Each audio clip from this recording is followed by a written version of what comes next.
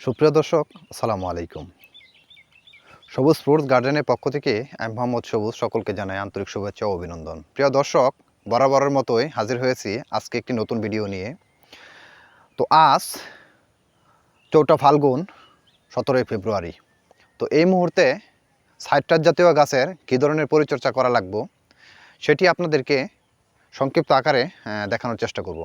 প্রিয় দর্শক, আজকে যেহেতু ফেব্রুয়ারি মাসের 17 তারিখ, তো অনেকের গাছে দেখা যায় যে ফুল চলে আসছে, আবার অনেকের গাছে এখনও ফুল আসে নাই, নতুন কচি পাতা বের হয়েছে। তো আমাদের কিছু কিছু গাছে কিন্তু ফুল চলে এসেছে। প্রিয় দর্শক, দেখতে পাচ্ছেন যে আমার পাশে যে কমলা গাছটি, এই গাছটিতে যথারীতি ফুল চলে আসছে, তো পাশাপাশি কিন্তু নতুন পাতাও কিন্তু গজিয়েছে। তো প্রিয় দর্শক, এই পাতার ফাঁকে ফাঁকেই কিন্তু এই যে সবুজ পাতার ফাঁকে ফাঁকে কিন্তু এই সাদা ফুলগুলা ফুটে আছে, এগুলোই হচ্ছে কিন্তু কমলার ফুল। দেখতে পাচ্ছেন যে প্রতিটি ডগায় কিন্তু মাশাআল্লাহ পর্যাপ্ত পরিমাণে ফুল ফুটতেছে। তো এখনও কিন্তু ফুল তেমন একটা ফুটে নাই। তো আস্তে আস্তে কিন্তু এই যে দেখতে পাচ্ছেন, আস্তে আস্তে কিন্তু এই ফুলগুলা কিন্তু পর্যায়ক্রমে গাছের যে প্রতিটা ডগা আছে, ডগায় ডগায় কিন্তু দেখা যাচ্ছে যে এই ফুলগুলা ফুটতেছে। এই গাছ থেকে কমলা কিন্তু কিছুদিন পূর্বে আমরা হারভেস্ট করেছি। এই গাছগুলো থেকে কিন্তু কিছুদিন পূর্বে আমরা কমলা হারভেস্ট করেছি। এই যে এই পাশাপাশি যে গাছগুলো দেখতে পাচ্ছেন, এই গাছগুলো থেকেও কিন্তু ফুল ফুটবে, অল্প অল্প করে কুশি বের হচ্ছে। তো প্রিয় দর্শক, তো এই মুহূর্তে আমরা গাছের কী ধরনের পরিচর্যা করব সেটি আপনাদেরকে দেখানোর বিষয়।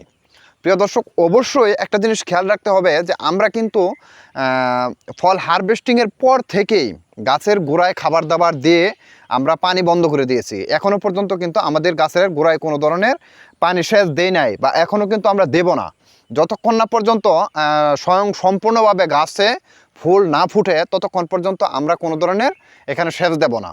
সেচ যদি দেই তাহলে কিন্তু গাছে পর্যাপ্ত পরিমাণে নতুন পাতা চলে আসবে, আর নতুন পাতা যদি চলে আসে তাহলে কিন্তু কোনো প্রকার ফুল বের হবে না। এটা সাইট্রাস জাতীয় গাছের কিন্তু একটা বৈশিষ্ট্য।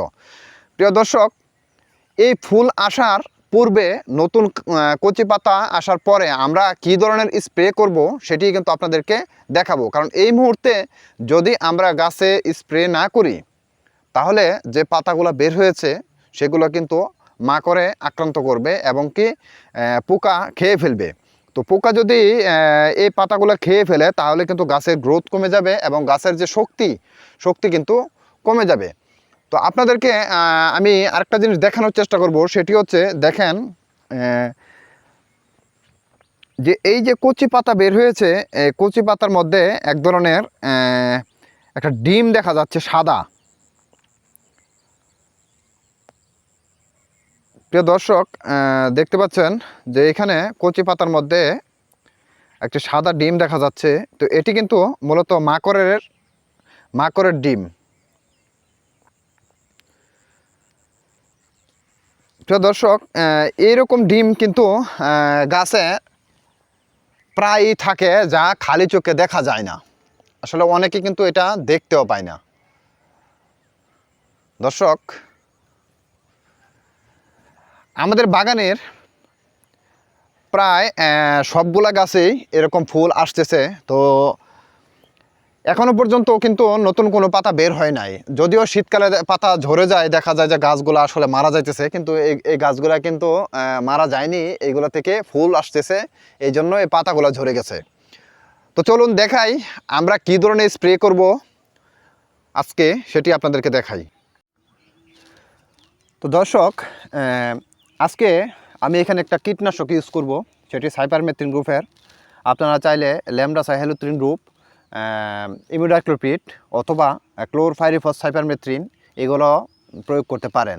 তো এটা পার লিটারে আমরা 1 মিলি হারে প্রয়োগ করব।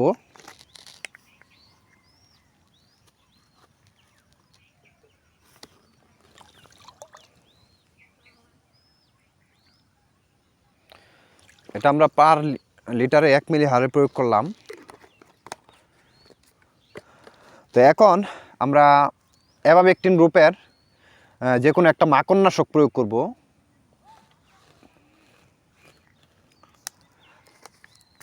এটা আমরা পার লিটারে 1/2 মিলি হারে প্রয়োগ করব।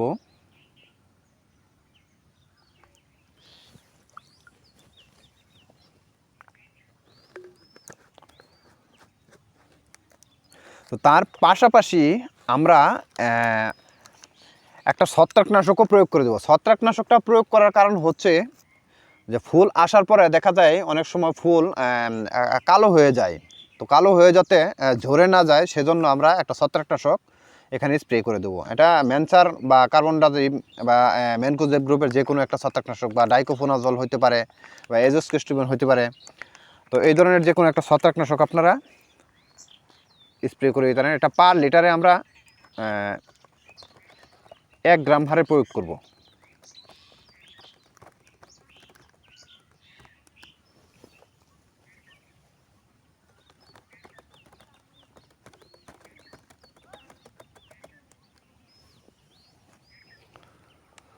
তো প্রিয় দর্শক,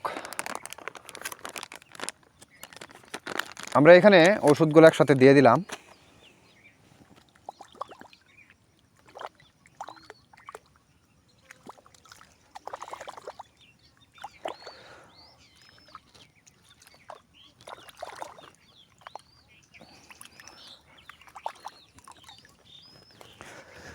তো সুপ্রিয় দর্শক, আজকে আপনাদেরকে যে প্রক্রিয়াটি আমি দেখালাম, আপনারা যদি আপনাদের গাছের সঠিক সময় মতো সঠিক পরিচর্যা করতে না পারেন তাহলে কিন্তু গাছে কাঙ্ক্ষিত ফলাফল পাবেন না। তো প্রিয় দর্শক, আজকের মতো এ পর্যন্তই। দেখা হবে নতুন কোনো ভিডিওতে নতুন কোনো আলোচনা নিয়ে। সে পর্যন্ত সবাই সুস্থ থাকুন, ভালো থাকুন। আল্লাহ হাফেজ।